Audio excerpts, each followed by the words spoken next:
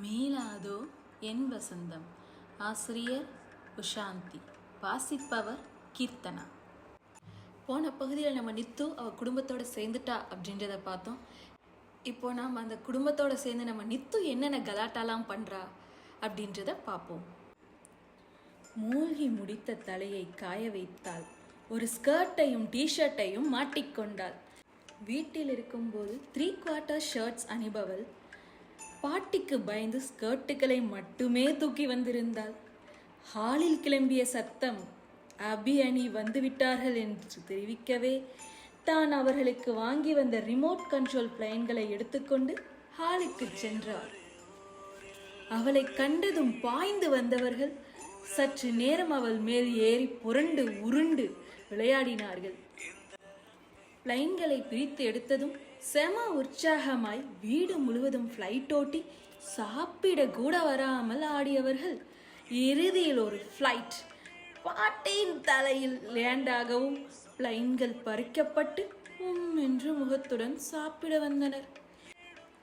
அன்று சயந்தன், சாம்பவி, அவர்களின் வாள்கள், சாத்வி, தாத்தா, பாட்டி, பத்மன் மாமா, தேவிகா அத்தை என உணவு மேஜை களை கட்டியது. ரொம்ப நாளைக்கு பிறகு வயிற்றோடு மனதும் நிறைந்து உணர்வு இனியாவுக்கு. சாப்பிட்டு முடித்து வாள்களை பவி மதிய தூக்கத்துக்கு அழைத்து சென்றுவிட பெரியவர்களும் தங்கள் அறைக்கு சென்றிருந்தனர். ஹாலில் நித்துவும் சாத்வியுமாய் அவன் வேலை விஷயங்கள், அவள் விஷயங்கள், பிரவீன் என பரிமாறியபடி அமர்ந்திருந்த போது நீண்ட நேரமாய் தன் மனதில் உறுத்திய சந்தேகத்தை கேட்டாள் நித்து. சாத்வி, தெய்வா எங்கடா? ஒரு பொண்ணு இருக்கால்ல, அனுகிரகா தானே பேரு. அவளை நான் பார்த்ததே இல்லடா.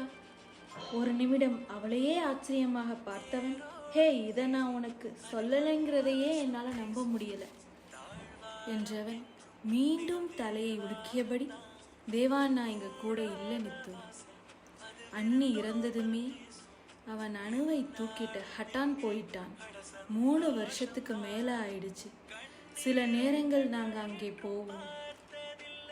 2 வாரத்துக்கு ஒரு தடவை அணுவை இங்கே கூட்டிக்கிட்டு வருவான். அவன் கூடவே வளர்ந்ததாலே எனக்குத்தான் ரொம்ப கஷ்டமா இருக்கு. நீ வந்ததுமே நான் ஃபோன் பண்ணி சொல்லிட்டேனே, நாளைக்கு அவன் வர்றான். நாளைக்கு பாரு, அணுவை டால் மாதிரி இருப்பா. இனியா இதை சுத்தமாக எதிர்பார்க்கவில்லை. திருமணமான புதிதில் இவளுக்கு அப்போது 17 வயது இருக்கும். மித்ராக்காவோடு கொழும்பு வந்திருந்தான். பிறகு இருவரையும் பவி திருமணத்தில் பார்த்தாள். மித்ராக்கா சோ ஸ்வீட். தோற்றத்தில் ஆரம்பித்து குணத்தில் எல்லாவற்றிலுமே. பிறகு மித்ராக்கா இறந்த செய்தி அவள் உயர்தர பரீட்சை எழுதி கொண்டிருந்த போது கிடைத்தது. அப்பா அவளை பிரவீன் வீட்டில் விட்டுவிட்டு போக படிக்கவே முடியாமல் அழுதபடி இருந்தாள். அந்த 1 மாதம் பிரவீன் துறையில்தான் பரீட்சை எழுதினாள். பிறகு போனில் 1-2 வார்த்தை பேசியதுதான் அவனோடு இறுதி அவளுக்கு. ஆனால் அவன் இவ்வளவு பெரிய குடும்பத்தை விட்டு எதற்கு தெரிய போக வேண்டும்? குழந்தையும் அல்லவா கொண்டு போய் விட்டான். என்னை போலவே அன்புக்கு ஏங்கியபடி அந்த குடும்பத்திலே இன்னொரு ஜீவனா? அவளையும் மீறி கண் கலங்க லேசாக தலைவலிக்க ஆரம்பித்தது. அப்புறம் சாத்வி, புவி எங்கடா? அவ அவ அவ அது அது அது அது சாத்வியின் கண்களில் இப்போது ஒரு கவனம் வந்து ஒட்டிக்கொள்ள, செல்லம் ஆண்டி போனதுக்கப்புறம் ரொம்ப உடஞ்சு போயிட்டா. அதனால் ஒரு மாறுதலாக இருக்கட்டும்னு தேவா ஹட்டான் கூட்டிகிட்டு போயிட்டான். அணுவும் இருக்காதானே அங்கே? ஒரு நாளைக்கு நாம் போய் புவியை பார்த்துட்டு வருவோம். என்ன? ஏதோ சரியில்லை. 3 வருஷமா அங்கேயா இருக்கா? மேலும் துருவவில்லை அவள். சரிடா, நாம போய் பார்க்கலாம். தேவா, நீ நாளைக்கு வருவேன்னு நினைச்சிட்டு இருந்தேன்டா. வாடா அணுக்குட்டி. பாட்டியின் குரல். டேய் அணி, அணிக்குட்டியாமா? நாய்க்குட்டி, பூனைக்குட்டி, அணுக்குட்டி. இது அபியின் குரல். ஏன் இன்னைக்கு வந்தா உள்ள விட மாட்டீங்களா பாட்டி? உங்க இளவரசி வந்திருக்காளாமே. எப்படியும் நாளைக்கு வர்றது தானே, அதான் இன்னைக்கே கிளம்பி வந்துட்டோம். தெய்வா, ஓ மை காட், இவ்வளவு நேரம் தூங்கிட்டோமா? அவசரமாய் எழுந்து முகத்தை கழுவி விட்டு ஹாலுக்கு வந்த இனியா அப்படியே நின்றாள். அபியையும் மணியையும் தோளில் தூக்கி வைத்தபடி தெய்வா நின்று கொண்டிருந்தான்.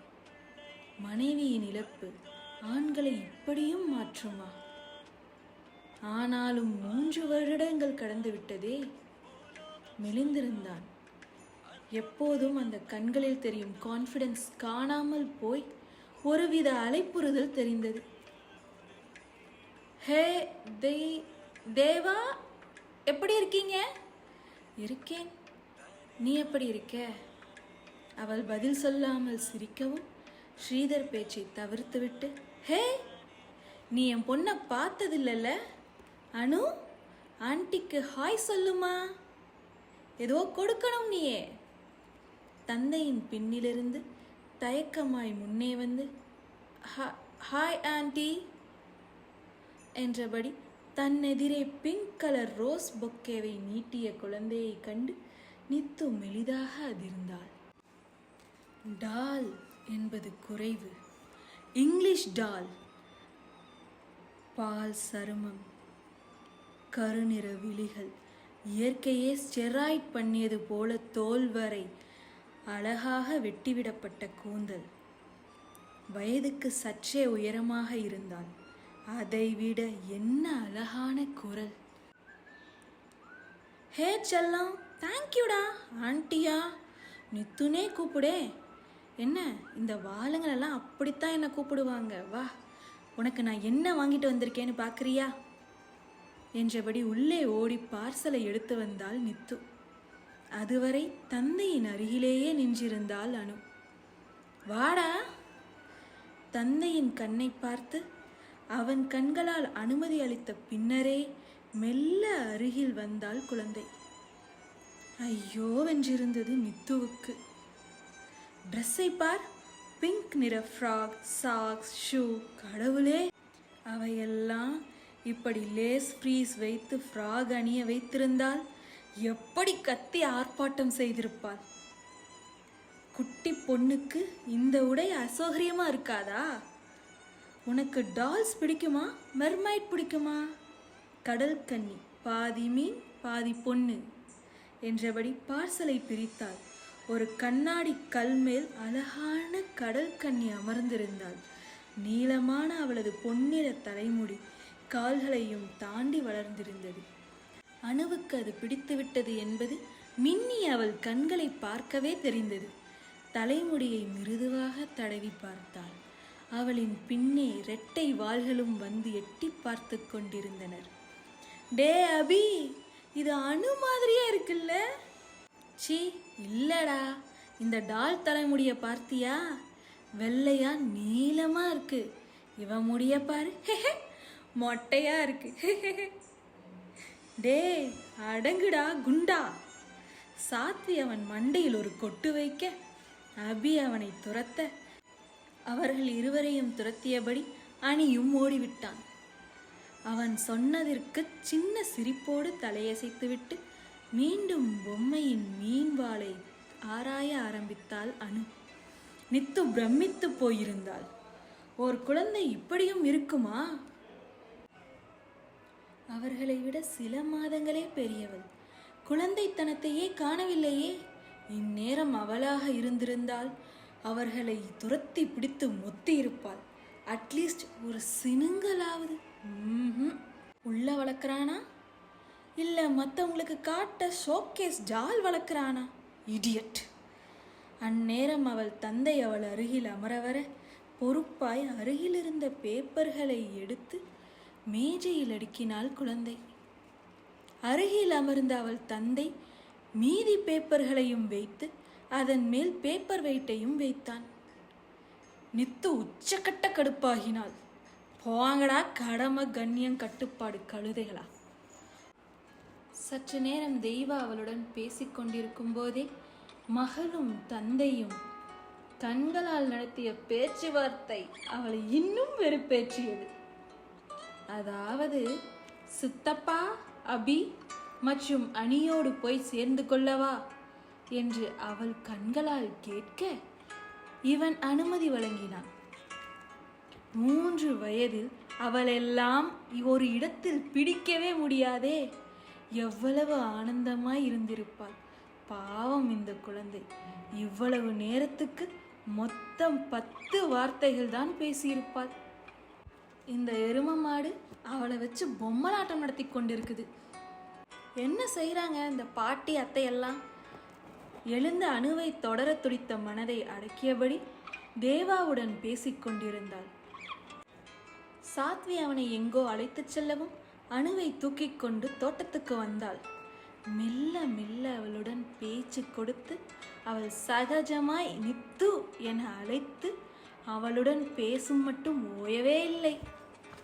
இருவரும் சேர்ந்து கலர் கலராய் மலர்கள் பறித்து வந்து பூக்கள் கிரீடம் தயாரித்தார்கள். அணுவுக்கொன்று, கடற்கன்னிக்கொன்று, நித்துவுக்கொன்றுமாய் மூவரும் அதை தலையில் அணிந்து கொண்டு செல்போனில் புகைப்படம் எடுத்துக்கொண்டனர்.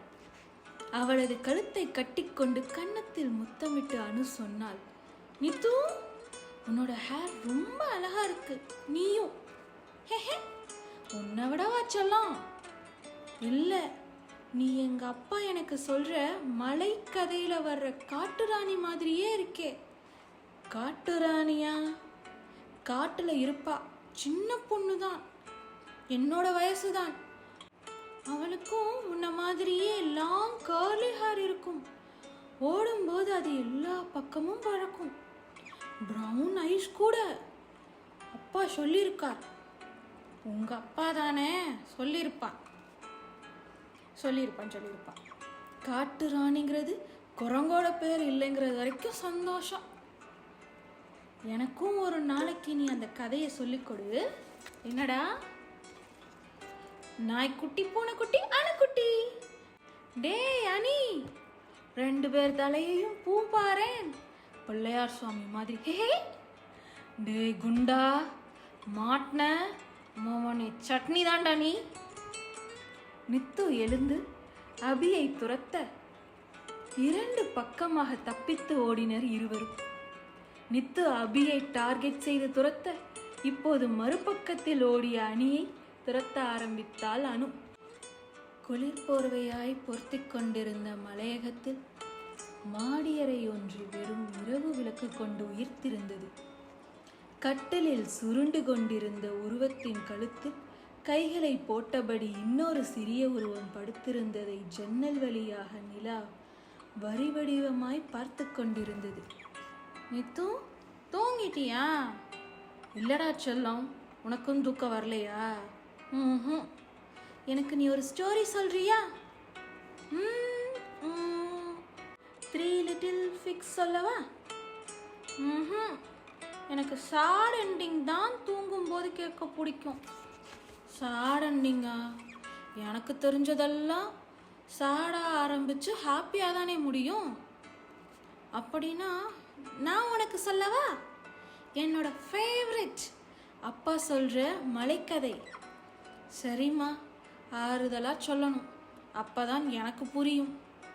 ஓகே? ஒரு ஊரில் ஒரு பெரிய காடு இருந்துச்சான். அந்த காட்டில் சிங்கம், புலி, மான் எல்லா அனிமல்ஸும் இருந்துச்சான். காட்டு நடுவில் ஒரு பெரிய கடல் இருந்துச்சான். அதுக்கு ரொம்ப ரொம்ப கோபம் வருமா. அந்த காட்டில் ஒரு இத்துணுண்டு பொண்ணும் இருந்துச்சான். அவ தான் நான் அன்னைக்கு சொன்னேனே உன்ன மாதிரியே இருப்பான்னு. அவ பேரு காட்டு ராணி. அவ நம்ம அபி மாதிரியே ரொம்ப சேட்டை பண்ணுவாளாம். எல்லா அனிமல்ஸுக்கும் அவளை ரொம்ப பிடிக்குமாம். ஆசையா பேசிப்பாங்களாம். அவளுக்கும் அம்மா அப்பா எல்லாம் இல்லைங்கிறதால அவளும் சந்தோஷமா அவங்க கூட விளையாடிட்டு இருப்பாளாம். அப்பதான் ஒரு நாள் முயல் அவளுக்கு கடலை காட்டுச்சான். உடனே அவளுக்கு கடல் கூட ஃப்ரெண்ட் ஆகணும்னு ரொம்ப ஆசை வந்துடுச்சான். அடிக்கடி வந்து கடல் கூட பேசுவாளாம். இத்தனோண்டு பொண்ணுக்கிட்ட நமக்கு என்ன பேச்சுன்னு கடல் அவ கூட பேசாதான். அவ விடாம தொந்தரவு பண்ணுவாளாம். கரையில இருக்கிற குட்டி குட்டி கல்லையெல்லாம் எடுத்து கடலுக்குள்ள வீசுவாளாம். ஒரு நாள் கடலுக்கு ரொம்ப கோவம் வந்துருச்சான். கடல் அவளை பிடிச்சிட்டு போயிடுச்சான். அப்ப என்ன ஆகும் சொல்லு? தெரியலையே. குட்டி பாப்பாவுக்கு தான் நீச்சல் தெரியாதே. பாப்பா தண்ணியில மாட்டிக்கிச்சான். மற்ற அனிமல்ஸ் எல்லாம் அழுதுகிட்டே ஓடி வந்து பாப்பாவை காப்பாத்துச்சான். அப்ப கூட கடல் கோவமா பொங்கிட்டே இருந்துச்சான். அப்புறம் குட்டி பாப்பா அழுதுகிட்டே காட்டை விட்டு போயிடுச்சான். எல்லா அனிமல்ஸும் ரொம்ப சோகமாயிடுச்சான். கடலுக்கும் ரொம்ப கவலையாயிடுச்சான். அப்புறம் கடல் என்ன பண்ணுச்சு தெரியுமா? அப்ப தொடங்கி ஆவியாகி உயரத்துக்கு போய் குட்டி பாப்பாவை தேடி தேடி பார்த்துக்கிட்டு கவலையோட மறுபடியும் மலைய கடலுக்கே வருதும். பாப்பா மட்டும் கிடைக்கவே இல்லையா? நித்து, நீயும் அலறியா? பாப்பா பாவம் இல்ல. அனு, அழாதடா செல்லம். அந்த குட்டி பாப்பா வந்துடுவா. என்ன? அழக்கூடாது. அதோ பாரு, நிலா தெரியுதுல்ல, அது நல்ல கடல் தானே. நிலா அது வருத்தப்படுறத பார்த்துட்டு குட்டி பாப்பா கிட்ட சொல்லிடுச்சான். அப்புறம் பாப்பா திரும்பி வந்துடலாம். அனிமல்ஸ் கடல் எல்லாம் ஹாப்பி ஆயிடுவாங்களாம். நீயும் அழக்கூடாதுமா. அது வரைக்கும் குட்டி பாப்பா தனியா இருப்பால. அவளுக்கும் அம்மா அப்பாலாம் கிடையாது. சொன்னா கேட்கணும், அழக்கூடாது. தினமும் இப்படித்தான் அழுவியா? டாடி முன்னாடி அழமாட்டேன். அப்புறம் எனக்கு அழுகையா வந்துடும். நானும் தனியா இருந்து ஃபீல் பண்றேன்ல. அவளும் அப்படித்தானே அழுவா. உனக்கும் மம்மி டாடிலாம் இருந்தாங்களா? இல்லடா, நானும் தனிதான். அதான் நீயும் அழுதியா? சற்று நேரத்தில் பெரிய குழந்தையின் கழுத்தை கட்டியபடி தூங்கி போயிருந்தது சின்ன குழந்தை. இருவரின் கன்னங்களிலும் காய்ந்து போன கண்ணீர் தடங்கள். அவர்களின் நினைவுகளில் அந்த காட்டு ராணியும் அழுது கொண்டுதான் தூங்கி போயிருக்க வேண்டும். தெய்வீகன் ஏன் இப்படி ஒரு கதையை மகளுக்கு சொல்ல வேண்டும்? அவன் மனதிலும் குற்ற உணர்ச்சி இந்தளவுக்கு இருந்ததா? சில நேரங்களில் உணர்வுக்கு புரிவது அறிவிற்கு தாமதமாக தான் புரியும் என்பார்கள். தெய்வீகனையும் இனியாவையும் ஆள்வது உணர்வா இல்லை மனதா என்பதை அறிய தொடர்ந்து கேளுங்கள் அமோ ஸ்டோரீஸ். மீளாதோ என் வசந்தம்.